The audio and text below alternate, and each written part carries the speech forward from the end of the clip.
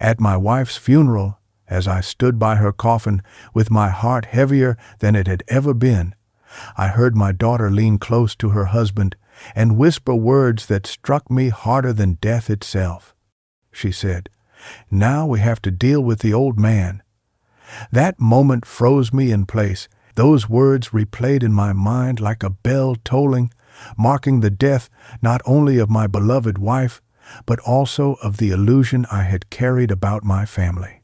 Before we continue, please subscribe to the channel and comment where you are watching from. My daughter, the child I had raised, the girl I had held through sickness and sleepless nights, looked at me not as her grieving father, but as a burden to be managed. I tried to steady myself, my hands trembling as I gripped the pew in front of me.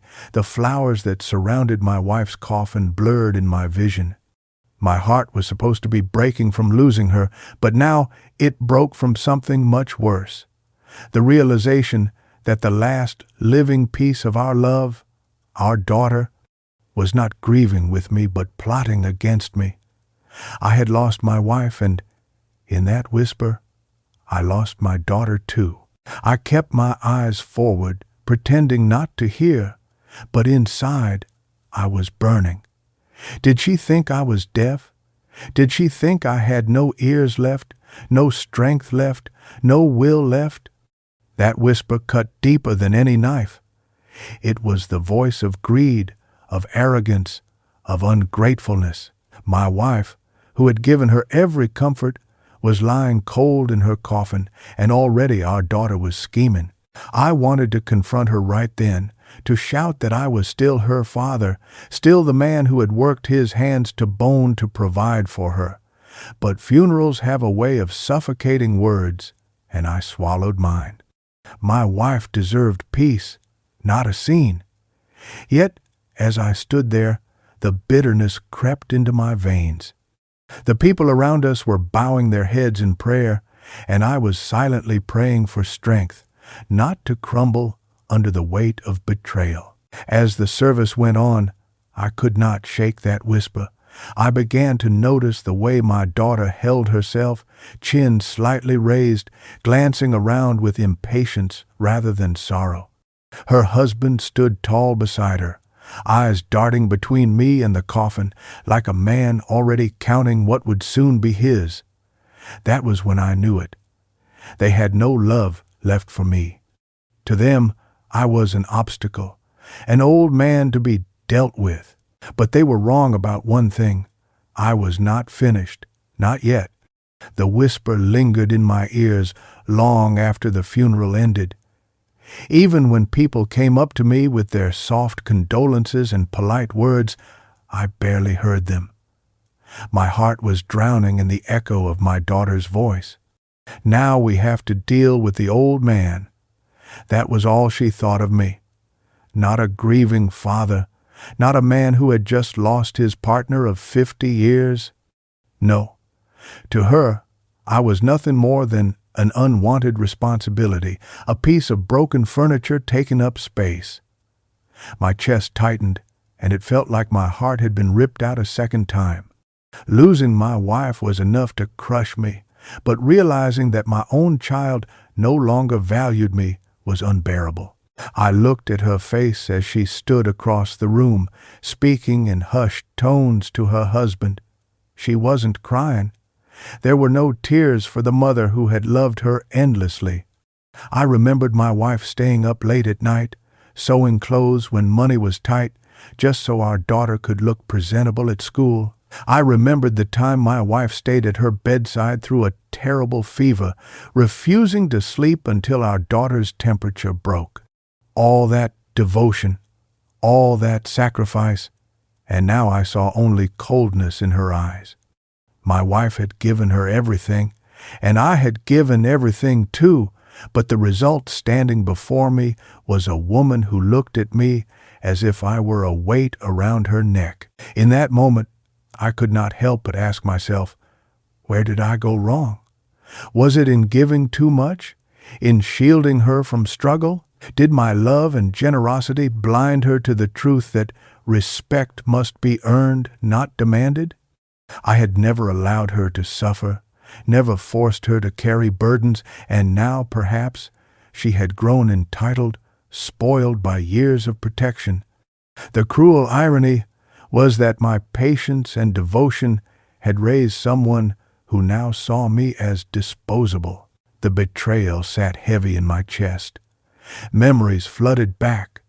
The mornings I woke before sunrise to put food on the table. The nights I came home exhausted but still carried her on my shoulders. The tuition fees I paid in full while silently going without things for myself. I had been the man who built this family brick by brick, and yet here I was, reduced to the old man. When my wife was alive, she was the bond that kept us together.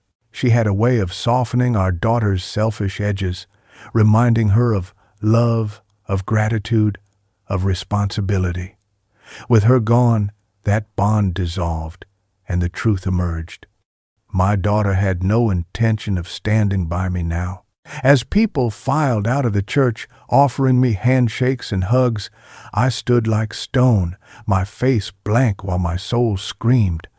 To them, I was just a grieving widower, but inside, I was a father betrayed, a man discarded.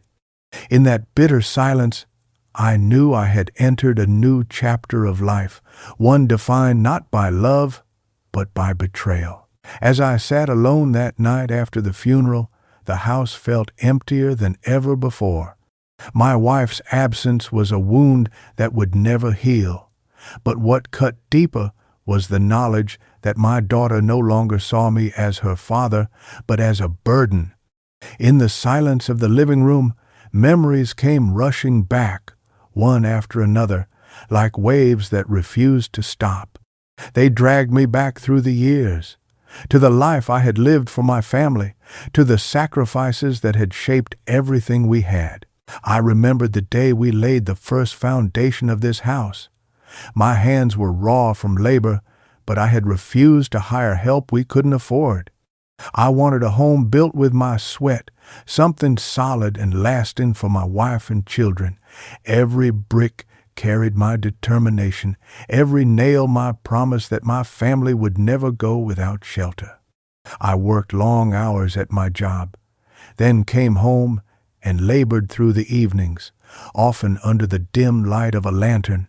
My wife would bring me tea, and I would catch her smiling, proud of the life we were carving out together.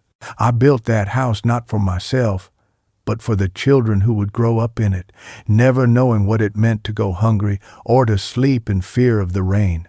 I remembered paying for school fees I could barely afford, never letting my children see the worry that gnawed at me. There were times I skipped meals just to save enough, telling my wife I wasn't hungry when really I couldn't bear the thought of my children missing a single opportunity. I wanted them to learn, to dream, to have the kind of future that had been denied to me. My hands blistered, my back ached, but when I saw my daughter in her neatly pressed uniform walking proudly into school, I felt rich beyond measure. There were endless nights when I returned home from work so exhausted I could barely stand, yet I still found myself fixing broken toys, repairing leaky pipes, or patching up the roof during storms. I carried those responsibilities silently, never once complaining, because to me, being a husband and a father meant being the shield that absorbed all hardship. I endured every trial in silence, so they would never feel the weight of it. I thought about the times my wife and I went without new clothes, choosing instead to spend what little we had on birthday presents, on shoes that fit growing feet, on textbooks that opened doors to knowledge.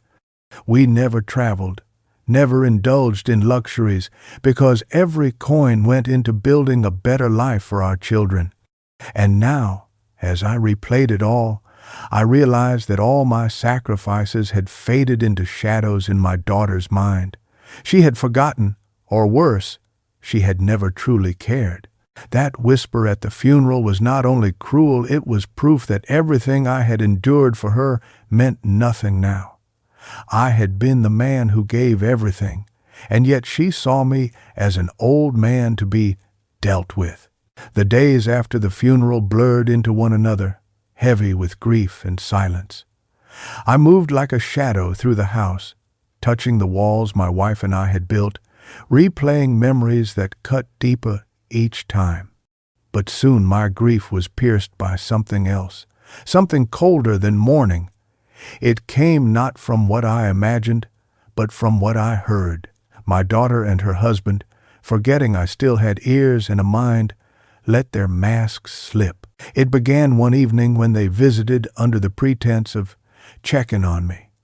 I sat quietly in the living room, pretending to doze in my chair while they whispered in the kitchen. At first it was just murmurs, the clinking of cups, the shuffle of feet, but then I heard my name. "He can't stay here much longer." My daughter's voice cut through the air, sharp and dismissive. "The house is too big for him alone. We should sell it while the market's good." My chest tightened. This was the house I had built brick by brick, the home that had been my life's work. To her, it was nothing more than an asset to cash in on. Her husband's tone was even colder. "Exactly. And the longer he stays, the more complicated it gets. We'll never move forward if we let him cling to this place. He belongs in a home somewhere quiet where he won't interfere." A home. A nursing home. They spoke about me like I was luggage to be stored away, a problem to be removed. My grip on the armrest of the chair tightened until my knuckles whitened. Still, I stayed silent, my head bowed as if I were asleep, though inside my blood boiled. "And his finances?" my daughter asked. "He's still got that pension coming in, and there are savings. We need to make sure it's handled properly. If he's in a facility, we can manage everything." Her husband chuckled softly. "Don't worry. He's old and tired. We'll talk him into signing over power of attorney. Once that's done, the house, the money, it'll all be under our control. He won't even know what happened." Each word was a blade, slicing through whatever was left of my faith in her. My daughter, the little girl I once carried on my shoulders, the child whose school fees I paid when I had nothing left for myself, was plotting to strip me of everything. I felt a cold sweat on my neck as I sat there, forcing myself to remain still, to keep up the appearance of weakness. Inside, though, something shifted. My grief was still there, yes, but now it mixed with something darker. Betrayal had given birth to resolve.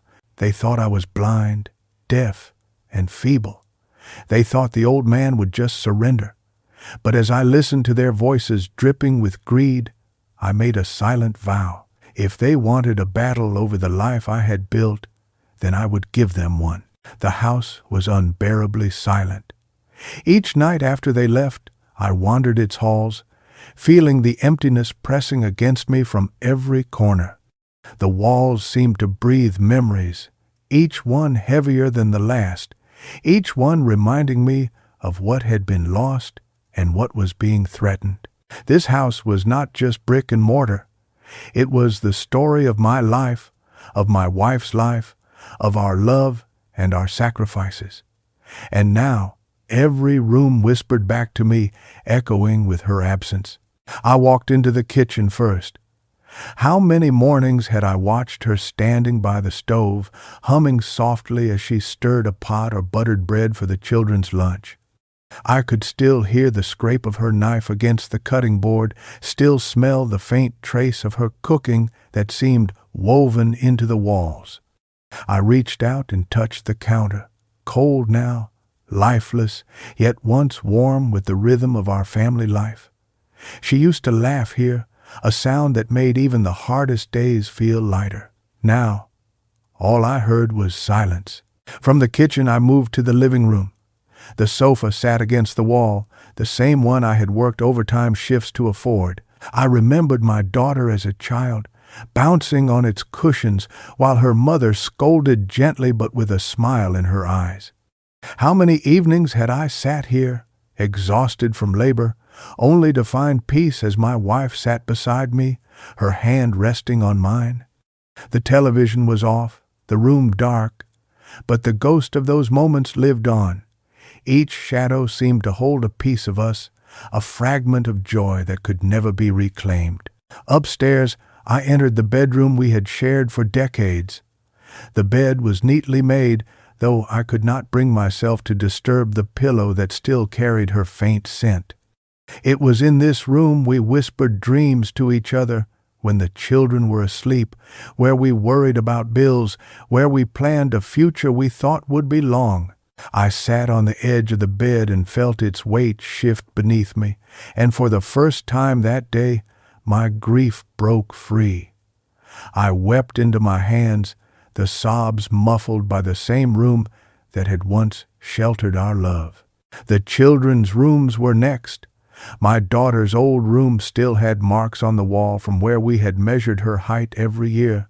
I remembered her smile the day she grew tall enough to surpass her mother.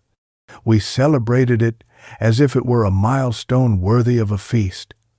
My son's room, though empty now, still carried the faint memory of his laughter, his toys scattered, his boyhood dreams. All of it was built on sacrifice, my sacrifice and my wife's. As I walked back down the hall, the house seemed to mock me with its silence. Every memory was a weight pressing on my chest, reminding me of how much we had given and how little was left of it now. The life we had poured into these walls meant nothing to my daughter and her husband. To them, this house was a price tag. To me, it was everything, and I swore to myself, standing there in the dark, that I would not let them strip it away. That night, I sat in the living room with only the dim glow of a single lamp beside me. The silence in the house was unbearable, and yet it was inside that silence that my mind began to attack me. I could not stop the questions that tore at me, each one sharper than the last. Was it my fault? Had I been too generous, too forgiving, too patient? Had I raised my children into selfish, entitled adults by protecting them from the very hardships that had shaped me into the man I was? I thought of my daughter's whisper again, that venomous phrase that refused to leave my ears. Now we have to deal with the old man. I replayed it over and over, and each time it cut deeper. How had she come to see me as a problem instead of a father? Had I, through my love, made myself disposable in her eyes? I gave her everything: comfort, security, education, a childhood free of the struggles I endured. But maybe in giving her too much, I had given her nothing of real value. My mind wandered to the nights I had come home bone-weary, yet still managed to sit with her over her homework, guiding her through math problems she didn't understand. I could still see her frustration, and I could still feel the patience it took to calm her down. I never scolded harshly, never raised my hand. Was that where I went wrong? Should I have been stricter?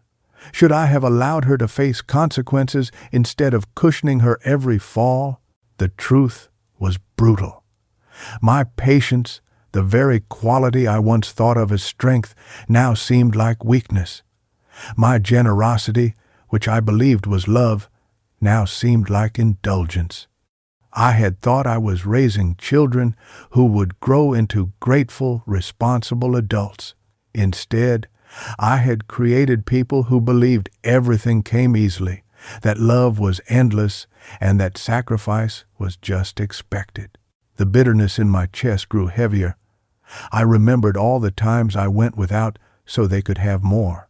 I remembered lying to my children, saying I had already eaten, when in truth I had skipped meals so the food would stretch further. I remembered telling them that money was fine even when my pockets were empty. Did those lies, told out of love, teach them to take without question? Did I make it too easy for them to forget that every gift, every comfort had been earned with sweat and pain? And then another thought came, one even darker. Had my wife and I failed together? She was as selfless as I was, always putting the children first, always shielding them from pain. Perhaps our combined devotion had planted the seeds of entitlement. Perhaps in never letting them feel hunger or fear or desperation, we had created people who now believed the world and I owed them everything. As I sat there, staring at the walls we had built, I felt a crushing weight press down on me. The betrayal wasn't just theirs, it was also mine. I had betrayed myself by giving too much and demanding nothing in return. But as that thought settled, another began to rise beneath it. If my kindness had been my weakness, perhaps it was time to discover what my strength truly looked like. I sat in the quiet of the house, weighed down by grief and by the storm of questions that refused to leave me. My daughter's whisper still echoed in my mind, cruel and sharp. Now we have to deal with the old man. For days it had broken me, made me question every sacrifice, every sleepless night, every moment of patience I had poured into raising her. But as I stared into the dark corners of the room, something inside me began to shift. The pain was still there, but it no longer felt soft and crushing. It began to harden, to take shape, like iron cooling into steel. They thought I was finished. They thought my wife's death had left me hollow and defenseless. They saw my gray hair, my tired body, my quiet manner, and believed I was nothing but a burden waiting to be discarded. They mistook silence for weakness. They mistook grief for defeat.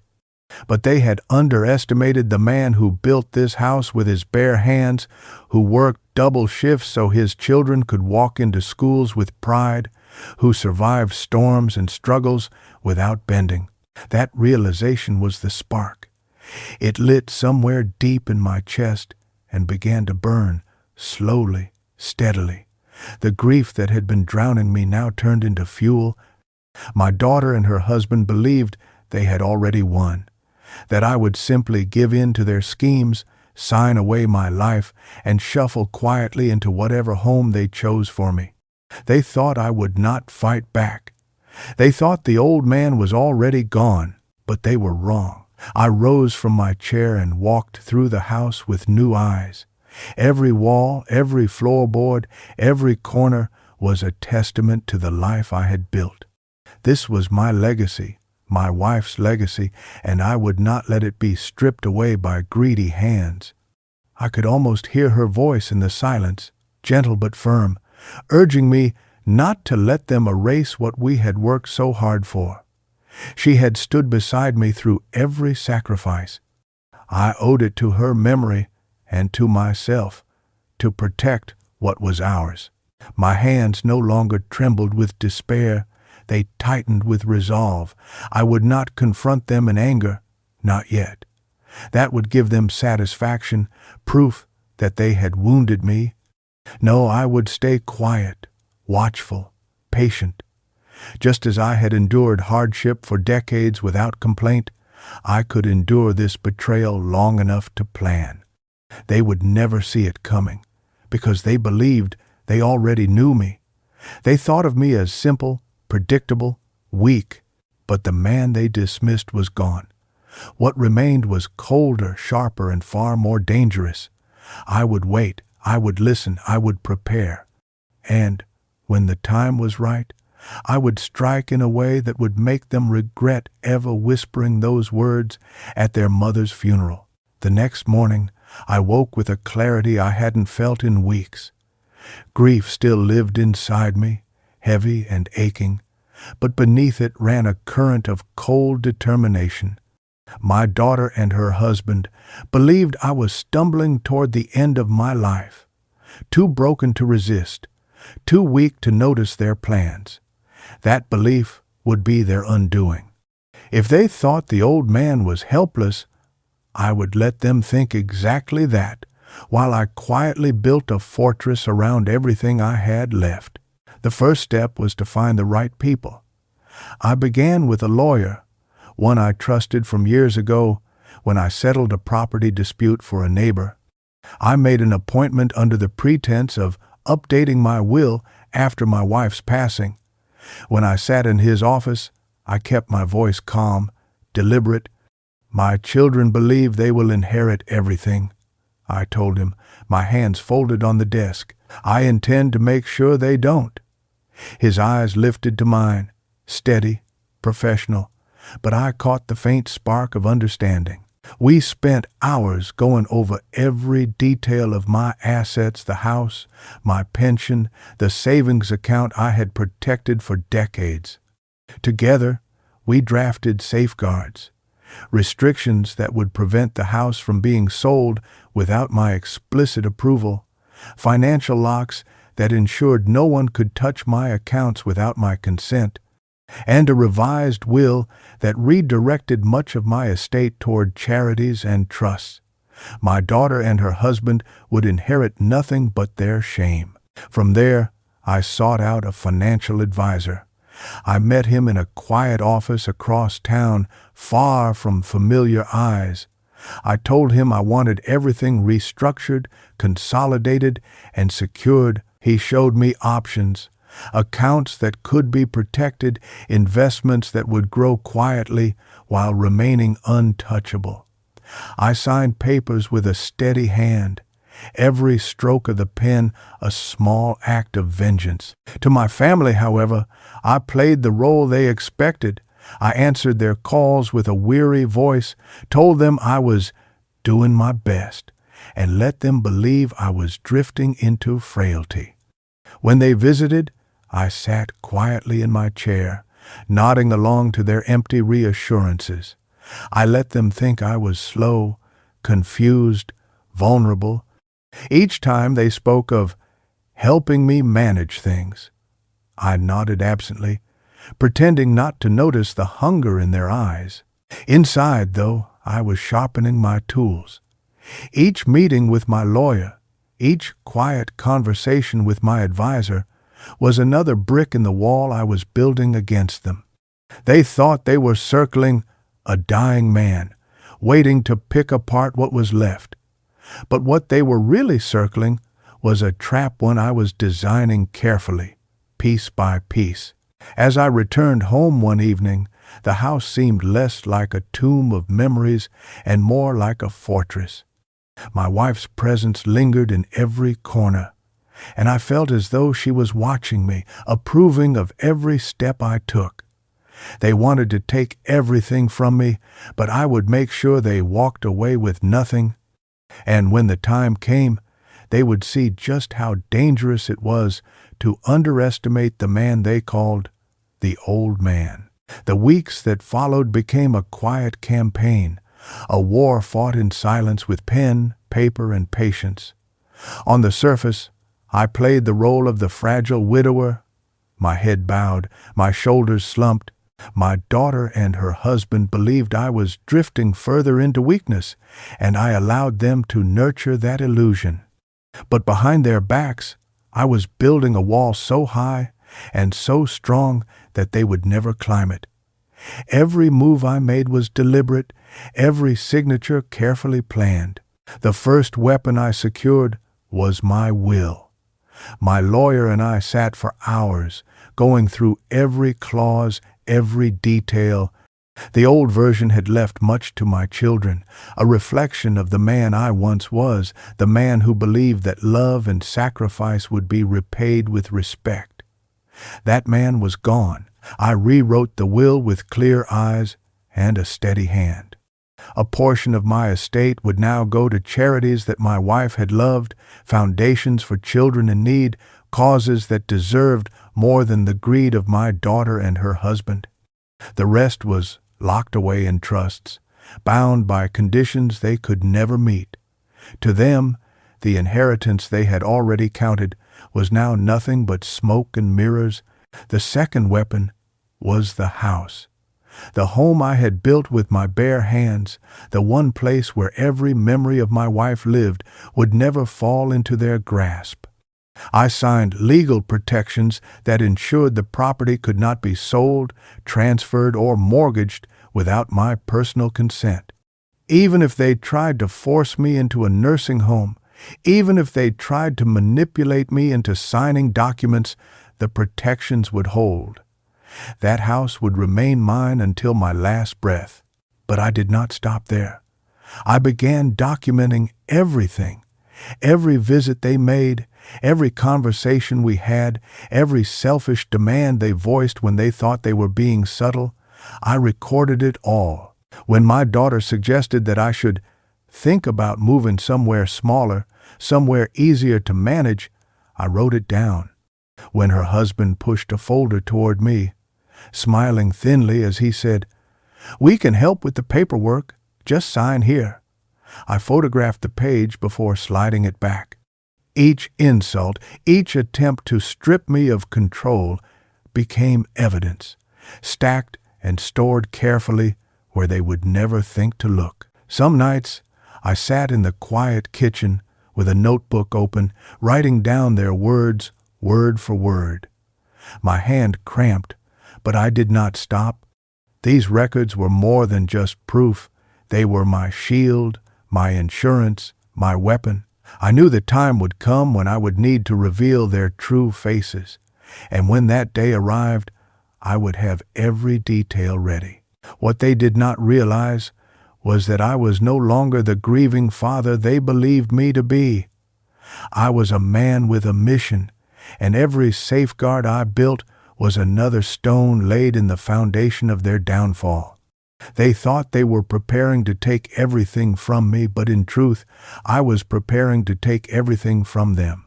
Their visits became more frequent, though I could see clearly that it wasn't concern drawing them to my doorstep. It was hunger. Greed had a way of showing itself, no matter how hard they tried to disguise it with false smiles and gentle tones. Each time they came, their words grew sharper, their pressure more deliberate. They had convinced themselves I was too tired, too grief-stricken, too frail to resist. And so the mask of patience began to slip. One evening, my daughter arrived with a folder tucked beneath her arm, her husband trailing close behind her like a shadow. They sat across from me in the living room, the air thick with their forced pleasantries. She patted my knee, her smile thin. "Dad, we've been thinking about you. It's too much for you to manage this big house all alone. You shouldn't have to worry about bills and paperwork. We want to help." Her husband slid the folder onto the table between us. He pushed it forward with 2 fingers, casual but insistent. "These are just temporary arrangements," he said smoothly. "We'll handle things for you. Take the stress off your shoulders. You can focus on resting, enjoying your time. All we need is your signature." I stared at the folder, my face carefully blank. Inside, I knew what those papers held: power of attorney, financial control, the very chains they needed to bind me. But I did not flinch. I let my hands tremble slightly, as though the sight of official documents overwhelmed me. I murmured something about needing time to read them, and I saw the flicker of impatience cross his face. "Dad," my daughter pressed, her tone sharpening, "we're only trying to help. Don't you trust us? You've always said family takes care of family." Her eyes bored into mine, but beneath the softness of her words, I caught the edge of demand, the assumption that I would fold under pressure. I leaned back in my chair, nodding slowly. "Of course I trust you," I said quietly, my voice calm, almost weary. "But I need to think." My response frustrated them. I could see it in the tightness of their smiles. In the days that followed, their visits turned from persuasion to persistence. Phone calls in the evening, casual drop-ins during the day, each one circling back to the same refrain: "It's best for you, Dad. Just sign and let us handle it." Their words dripped with false concern, but their eyes betrayed them.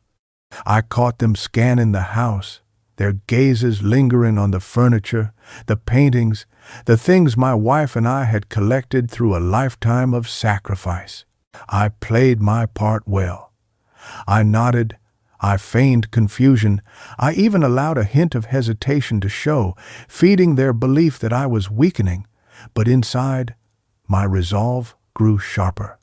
Every demand they made was another line in my notes, another piece of evidence for the arsenal I was building. They thought they were tightening a noose around me, but it was I who was tightening the trap around them. The greed in their voices confirmed what I had already known. There was no love left, no respect, no gratitude, only hunger for what they had not earned. And as they pressed harder, I felt my patience transforming into something unshakable. They believed they were pushing me closer to surrender. What they didn't realize was that with every visit, with every demand, they were pushing themselves closer to their own destruction. I learned quickly that the best weapon against them was not rage, nor argument, nor confrontation. It was silence. Calm silence. A silence that made them believe they were winning. Every time my daughter and her husband came through the door with their folders and their fake smiles, I let them think I was crumbling. I let my shoulders slump lower, my voice soften, my eyes wander as though I were lost in my grief. They mistook that for weakness. They thought I was drifting into senility. What they didn't know was that every word leaving their mouths was being captured, stored, and prepared to one day stand as the very evidence of their greed. I bought a small recording device, nothing fancy, just something I could slip into the pocket of my shirt or hide beneath a cushion on the sofa. When they came to visit, I would excuse myself to fetch tea or shuffle into the kitchen, making sure the device was already running. And without fail, they revealed themselves. "Dad, this isn't about money," my daughter would say sweetly, though her husband's eyes told the truth. "It's just about what's best for you. We don't want you stressed." And then, when they thought I was out of earshot, I caught the real conversations. "If we can just get him to sign once, the rest will be easy," her husband muttered one afternoon. "The house alone will set us up for years. And with his pension redirected, we'll be comfortable. He won't even realize what he's given up." Another time, I caught my daughter snapping in irritation when I delayed. "Why is he dragging this out? He should be grateful we're even offering to take care of things. If he really loved us, he'd make this easier." Grateful. The word stung. They believed I owed them after decades of sacrifice. They had rewritten the story in their own minds until my devotion to them became their entitlement. But on the outside, I gave them nothing but patience. I nodded at their words, let my hand shake slightly as I held the pen they pushed toward me, only to set it down and say, "Not today. I'm not ready." I allowed them to believe I was indecisive, frightened, a man lost in the fog of old age. Each refusal frustrated them further, their facades cracking as their true natures slipped out in sharper tones and impatient sighs. I wrote everything down at night. My notebooks filled with their words, their demands, their schemes. The recordings were stored safely with my lawyer, each file labeled with the date and the content. Bit by bit, I was building a case that could crush them in an instant. They had no idea. They thought they were circling a weakened old man, slowly wearing him down. But in truth, every word they spoke, every demand they made, tightened the rope around their own necks.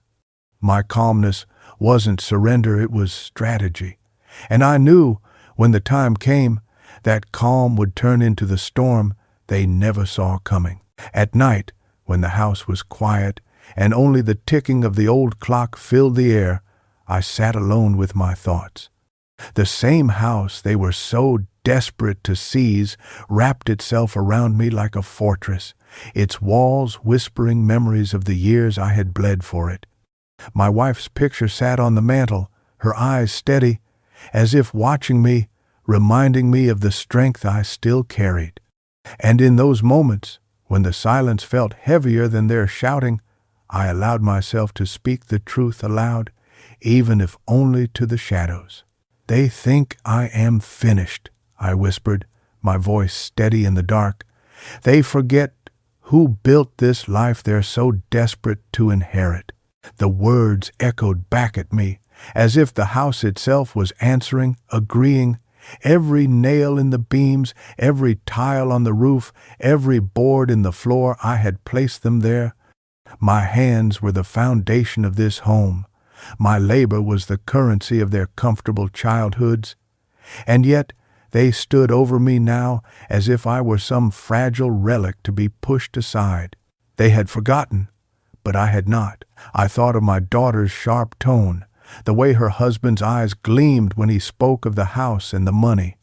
They believed my grief had drained me of strength, that old age had dulled my mind. They thought they were predators, circling a wounded man. But I was no prey. I had spent a lifetime fighting battles they never even saw, enduring hardships they could never imagine. If I had survived those storms, I could survive this one. In the quiet, I traced my fingers along the edge of my notebook, the one filled with their words, their schemes, their betrayals. Each page was proof, each line another nail in the coffin of their arrogance. The recordings stored safely with my lawyer were the silent witnesses they could not silence. Piece by piece, I had built a wall between them and everything they hungered for. Still, I did not rush. That was the difference between us. They lived in impatience, in greed, always grasping for more before it slipped from their hands. I had lived in patience, in sacrifice, in long nights and longer days. I knew how to wait. I knew how to prepare. And I knew how to strike only when the moment was right. I closed my eyes and saw my wife smile, calm and encouraging. I imagined her voice saying what I already knew. This was not the end for me. No, this was the beginning of something far greater. They thought they could erase me, reduce me to a signature on a page, but when the reckoning came, it would be their names stained, their faces unmasked. "They forget who I am," I said again, firmer this time. "But soon they will remember." At 9, the summons came disguised as concern.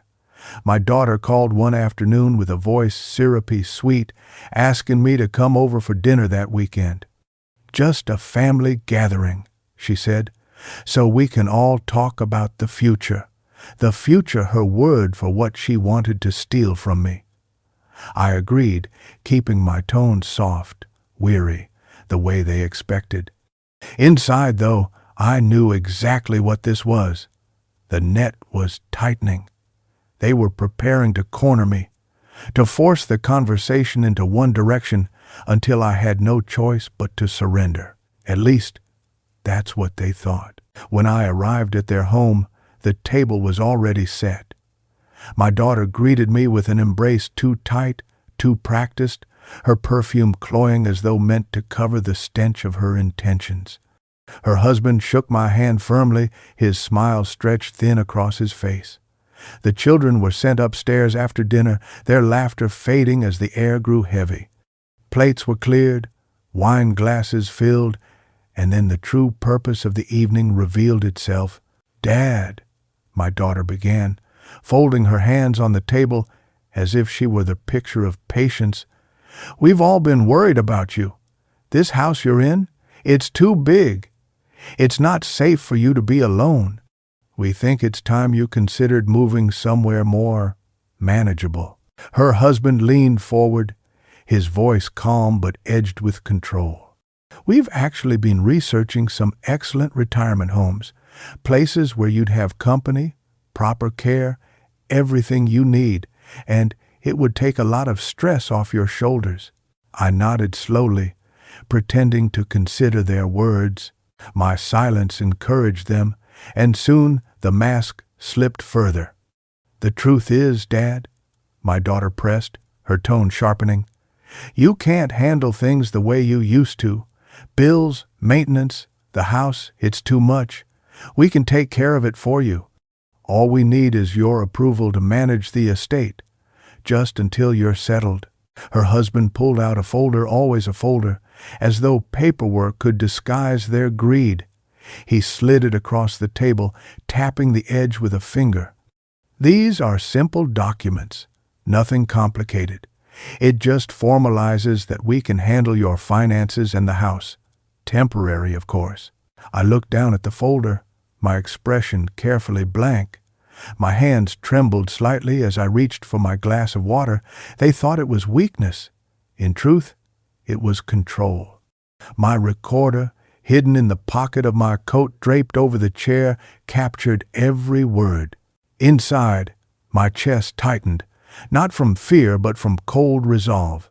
Here they were, circling me like vultures, convinced that with enough pressure, I would yield.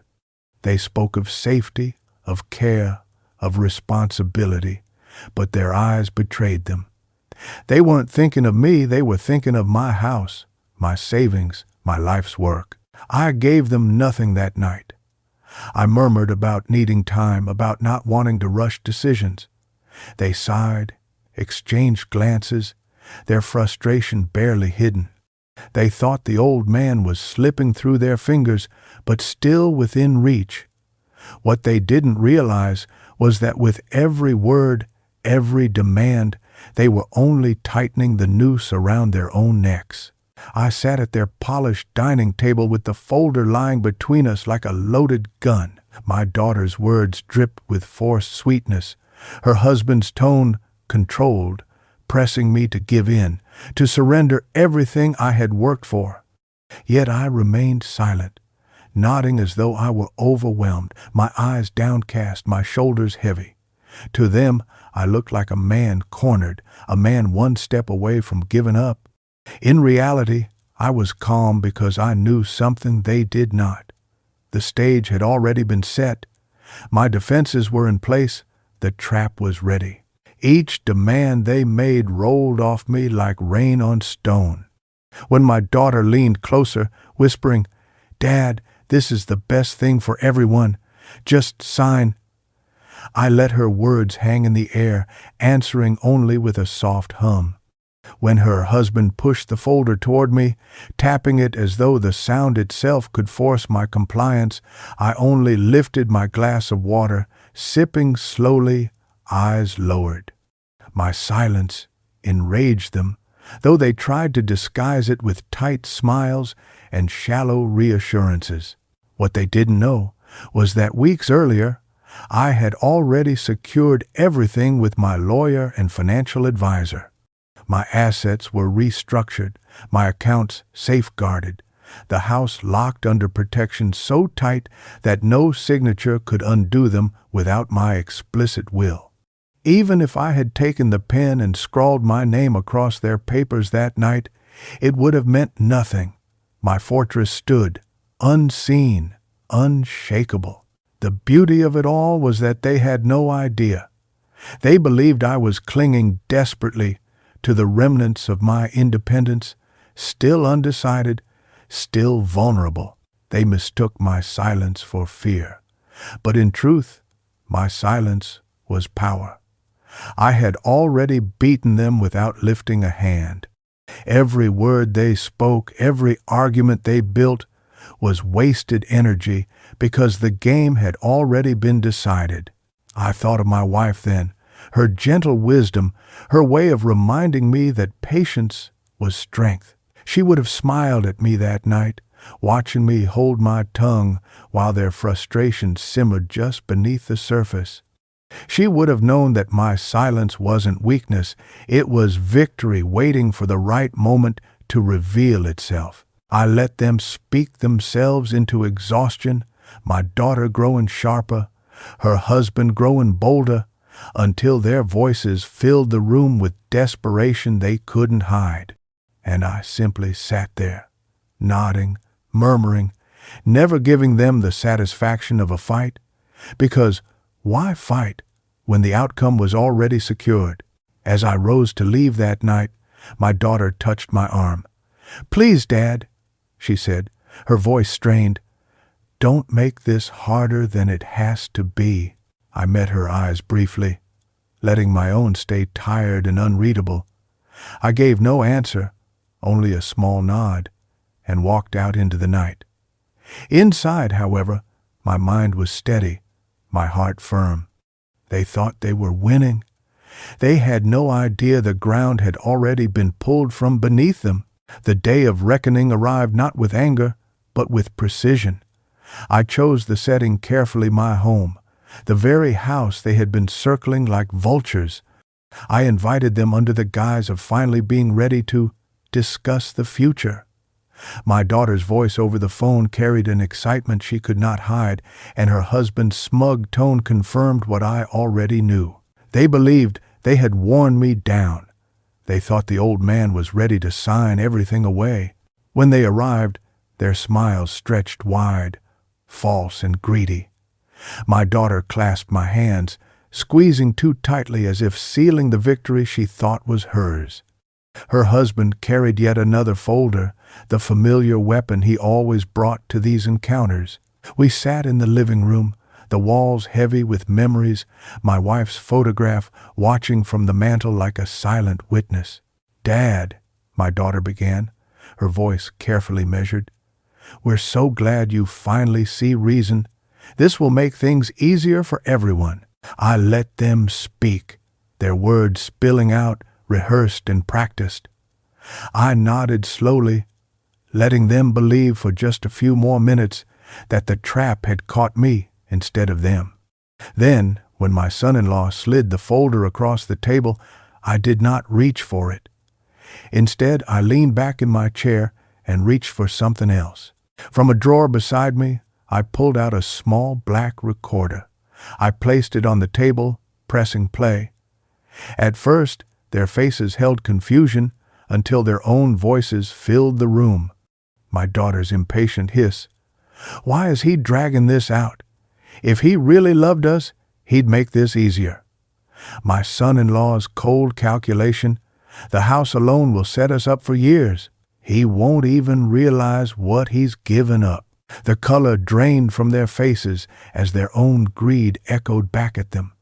My daughter's lips parted, her eyes darting to her husband as if searching for an escape. He leaned forward, his voice rising. "What is this? Some kind of trick?" I did not raise my voice. My calm was sharper than their panic.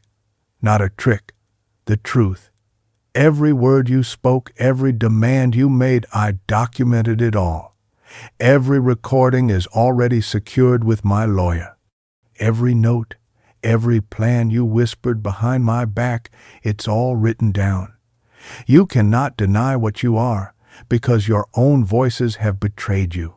I let the words sink in before pulling out a second stack of papers, my own. Legal documents, signed and sealed, proving the house was untouchable, the finances locked beyond their reach, the will rewritten to ensure their names gained them nothing.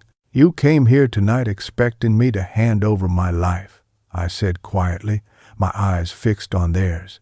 "But what you never understood is that this life was built by my hands, by my sacrifices. You have no claim to it. Not now, not ever." Silence fell heavy. My daughter's face twisted, caught between anger and shame. Her husband opened his mouth, but no words came. They sat there, trapped by their own arrogance, while I finally stood, taller than I had felt in years. "This house will not be sold. My money will not be stolen, and I will not be discarded. You underestimated me. That was your first mistake. Your second was believing greed could erase the truth. Tonight, that truth is laid bare." I knew private confrontation wasn't enough. People like my daughter and her husband thrived in shadows, in whispers, in manipulations behind closed doors. If I confronted them only in silence, they would twist the truth, paint me as confused or bitter, and perhaps still find a way to claw back what they wanted. No, their greed needed to be dragged into the light for everyone to see. Their masks had to be torn away in front of witnesses who would never forget. So I arranged a family gathering, a memorial dinner in honor of my wife, or so they believed. I invited relatives, cousins, and a few close family friends, people who had known us for years and who had seen my sacrifices firsthand. My daughter accepted the invitation eagerly, her voice tinged with excitement at the idea of being at the center of attention. Her husband sounded smug when he said, "This could be a good time to finalize things, don't you think?"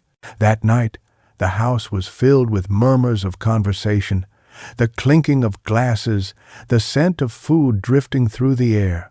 Faces smiled warmly at me, offering condolences, sharing memories of my wife. I stood quietly, absorbing their kindness, all the while knowing what was about to unfold. My daughter and son-in-law arrived dressed impeccably, carrying themselves with the air of people who believed they already owned everything in sight.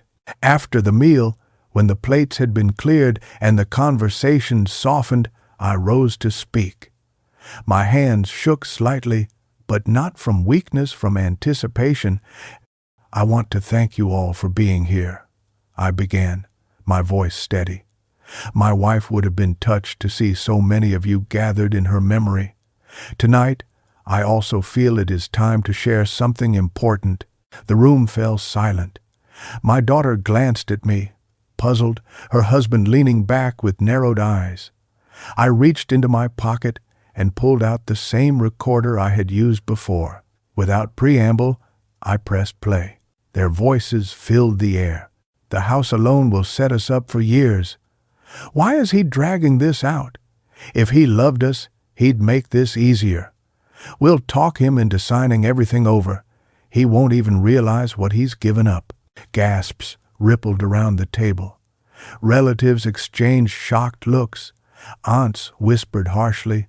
Uncles frowned in disbelief. My daughter's face went pale. Her husband's jaw tightened, his eyes darting as though searching for a way to silence the recorder. But it was too late. Their own words condemned them more thoroughly than I ever could. I placed the recorder down and unfolded the legal documents I had brought. "For those of you who may not know," I said clearly, "my daughter and her husband have been pressuring me to hand over control of my home, my finances, and my future. They believed I was weak enough to surrender. But as you can see, I have made sure that will never happen. This house is protected, my finances are secure, and they will inherit nothing from me." Murmurs rose around the room, sharper now, tinged with anger. Friends who had once looked at my daughter with admiration now glared at her with disgust. Relatives shook their heads, muttering words like shameful and disgrace. My daughter tried to stammer an excuse, her voice cracking. "Dad, that's not—" But the room was no longer hers to control. The truth had been laid bare, her greed and disrespect displayed before every witness. She could not spin this, could not twist it into a story where she was the victim. Not anymore. I looked at her and her husband, their faces flushed with humiliation, and I felt the weight of years lift from my chest. "You wanted to deal with the old man," I said quietly. "Now you will deal with the truth." The silence that followed my words was crushing, broken only by the faint whir of the recorder still spinning on the table. My daughter sat frozen, her face pale, her lips trembling. For the first time, she looked like a child again, not the little girl I once carried on my shoulders, but a spoiled child caught red-handed, cornered with no way out. Her husband, on the other hand, tried to push back. His arrogance had always been his armor, and he reached for it now, though it was crumbling in his grasp. "This is ridiculous," he snapped, his voice rising as his hand slammed against the table. "You've twisted this. We were only trying to help. These recordings don't prove anything except that we care about his well-being. He's confused. He doesn't understand what's best for him." The room stirred, family and friends exchanging dark looks, some shaking their heads. No one believed him. His desperation only made the truth louder. My daughter finally found her voice, though it cracked with every word. "Dad, please, you're making us look terrible in front of everyone. We didn't mean it like that. You know how much we love you." Her words were hollow. They fell into the air like stones, lifeless and heavy. I looked at her and saw the truth reflected in her eyes, the panic, the shame, the dawning realization that everything she had schemed for was gone. She had thought herself clever, invincible, but now she sat exposed, humiliated before the very people whose respect she craved. The relatives did not remain silent. My sister, who had watched me sacrifice for decades, leaned forward, her voice sharp with disgust. "How dare you speak of love while plotting to steal from your own father? Have you no shame?" Another relative muttered, "Greed, pure greed," loud enough for the entire table to hear. Family friends who had once doted on my daughter now turned away from her, their faces hard. My son-in-law's arrogance faltered. His words grew more frantic, his hands gesturing wildly as if he could wave the truth away. "You don't understand how hard things are for us. We deserve some security too. It's not wrong to want a better life." I finally stood, my chair scraping against the floor. My voice did not need to rise, it carried with calm finality.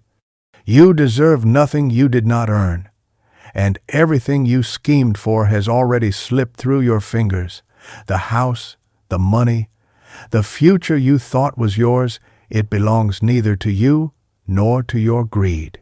My daughter lowered her face into her hands, her shoulders shaking not from tears of grief but from humiliation. Her husband's bravado collapsed entirely, his lips pressed tight, his eyes darting as though searching for an exit. They were no longer in control. The room had turned against them, their own arrogance stripped bare. I looked at them one final time, the weight of their betrayal heavy but no longer suffocating. "You wanted to deal with the old man. Now you will live with the ruin you created yourselves." I stood tall in the center of that room, the air thick with the whispers of shocked relatives and the shallow breaths of my disgraced daughter and her husband. For so long, I had carried myself with hunched shoulders, bowing beneath the weight of grief and betrayal. But now, as their arrogance collapsed and the truth hung naked in the open, I felt my spine straighten, my voice rise not in anger, but in calm certainty. "My wife and I built our lives together from nothing," I said, my words steady, measured, echoing in the heavy silence. "Every stone in that house, every coin saved in the bank, every opportunity given to our children was born from our sacrifice. She stood by me through every storm, every hardship, every sleepless night. And I will not." My eyes turned to my daughter, who sat trembling. "I will not allow her legacy to be trampled by selfishness, by greed, or by ungrateful hearts." I felt my late wife's presence in that moment, as though her spirit had joined us at the table. She had always been the quiet strength, the one who reminded me that patience and love could overcome anything.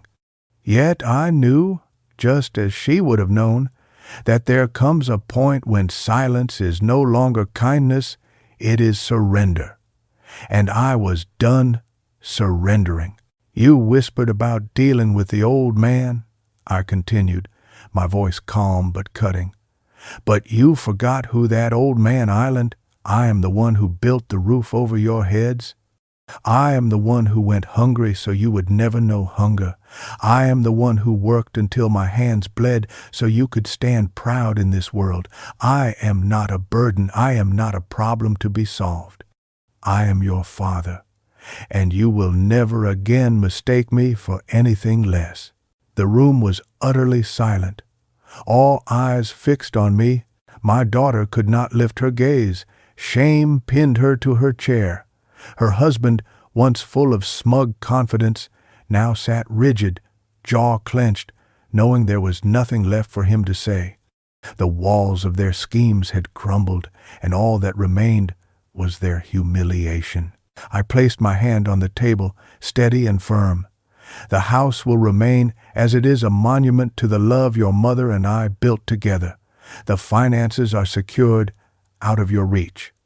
And when my time comes, what remains will go to those who truly need it, not to those who tried to steal it. That is the justice your mother deserves, and it is the justice she will have. Slowly, I gathered the papers and the recorder from the table, my movements unhurried, deliberate. I no longer needed to prove anything more. The truth had been spoken, the evidence laid bare, and my dignity reclaimed. For the first time since the funeral, I felt the weight lift from my chest. My wife gave me her love for a lifetime, I said softly, almost to myself but loud enough for all to hear.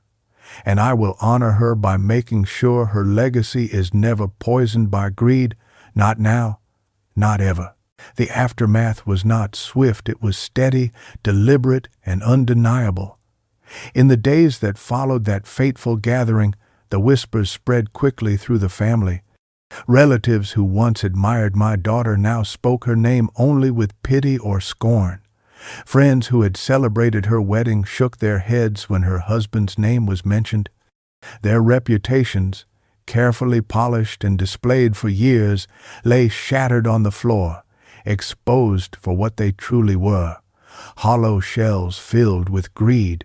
My daughter tried at first to salvage appearances. She called me once, her voice brittle, insisting that I had misunderstood, that the recordings were taken out of context. But her excuses rang empty, and I cut the conversation short with calm finality. The context was your own words, I told her, and the world has heard them. She hung up in silence, and that was the last time she tried. Her husband didn't bother at all. He knew better. Financially, their downfall was swift. They had been living far above their means, spending money they did not have, counting on an inheritance that would never come. With my estate locked behind walls of legal protection and my accounts safeguarded by the professionals I had put in place, they found themselves drowning in debts with no lifeline. Creditors came knocking. Friends stopped lending, and soon they were forced to sell their luxury car, then their jewelry, then the little illusions of wealth they had paraded in front of others. Piece by piece, their empire of arrogance collapsed. As for me, I secured my future not in secrecy but in professionalism. My lawyer, sharp and efficient, ensured every document was airtight. My financial advisor continued to manage my accounts with precision, restructuring my savings so that I lived not only comfortably but securely. No one could touch what was mine. For the first time in years, I felt a peace that came not from naivety or blind trust, but from control, from certainty. The house, my greatest achievement and my wife's sanctuary, remained mine.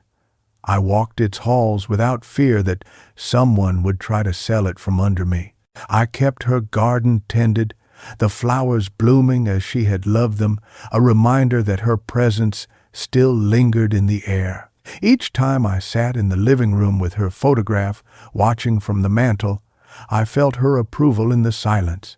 The community, too, seemed to rally behind me. Neighbors came by with words of respect, some even admitting they had seen through my daughter's husband's arrogance long before I did. They praised me not just for standing firm, but for doing so with dignity, without rage, without pettiness. Their words didn't erase the wound my daughter had left, but they reminded me that I was not alone, that respect could still be found beyond blood ties. And so, as my daughter and her husband sank into disgrace and financial ruin, I stood taller than ever. The old man they thought they could discard had not only endured, he had triumphed. My future was secure, my dignity restored, and my wife's legacy preserved untarnished. The house was silent again, but the silence no longer felt suffocating. It was steady, solemn, and strangely comforting, like the hush of a church after a prayer. I stood in the center of the living room, the same space where I had confronted my daughter and her husband, where their schemes had finally been stripped away. Now it was only me, the walls, and the memories. For the first time in months, I felt no fear of what was coming, no dread of betrayal waiting around the corner. The house was mine. My wife's legacy was safe. Justice had been served. I walked slowly through each room, my hand brushing the walls as though to reassure them that I was still here. In the kitchen, I remembered her laughter as she stirred a pot, humming softly to herself. In the bedroom, I sat on the edge of the bed we had shared, inhaling the faint trace of her perfume that seemed to linger even now. The garden outside bloomed as she had loved it, roses opening to the sunlight, a living reminder that some beauty endures even after loss. Grief was still with me, heavy and unyielding. I missed her every moment, and I always would. No victory, no justice could fill the space she had left. But in the stillness of the house, I realized I was free of a different kind of weight. The weight of betrayal, of lies, of the cruel whisper that had haunted me since her funeral. That whisper no longer held power over me. It had been silenced by truth, crushed under the weight of evidence and dignity. I moved to the mantel and picked up her photograph, my thumb tracing the frame. "They thought they could erase what we built," I murmured softly. "But we showed them. You and I, we showed them." My voice cracked slightly, but there was strength in it too. She had been my partner in sacrifice, in love, in life itself. And even in her absence, she had been my partner in this final battle. I had carried out not only my own justice, but hers as well. Standing there, I felt something I hadn't known in a long time: peace. Not the warm, gentle peace of a man surrounded by love, but a colder, sharper peace, the peace of vindication, of survival, of triumph after betrayal. It was not joy, but it was enough. Outside, the world carried on. My daughter and her husband were left to deal with the ruins of their own greed, their reputations stained, their ambitions destroyed. I did not need to see them, did not need to speak another word. Their punishment was already unfolding, and it required no hand from me. I stood alone in the house I had built with my own hands, the house that would remain mine until my last breath. My wife's spirit lingered here, in every corner, in every memory. And though my heart ached for her, I knew she would be proud. I had protected what we had built together. I had defended her legacy. For the first time since the funeral, I closed my eyes and breathed deeply, not in despair, but in finality. The battle was over. Betrayal had been met with justice, and in the cold quiet of that house, I found my peace. Your time means a lot. Thank you for listening to my journey. If you enjoyed this story, don't forget to like the video, subscribe to the channel, and share your thoughts in the comments. To hear the next story, just click the box on the left.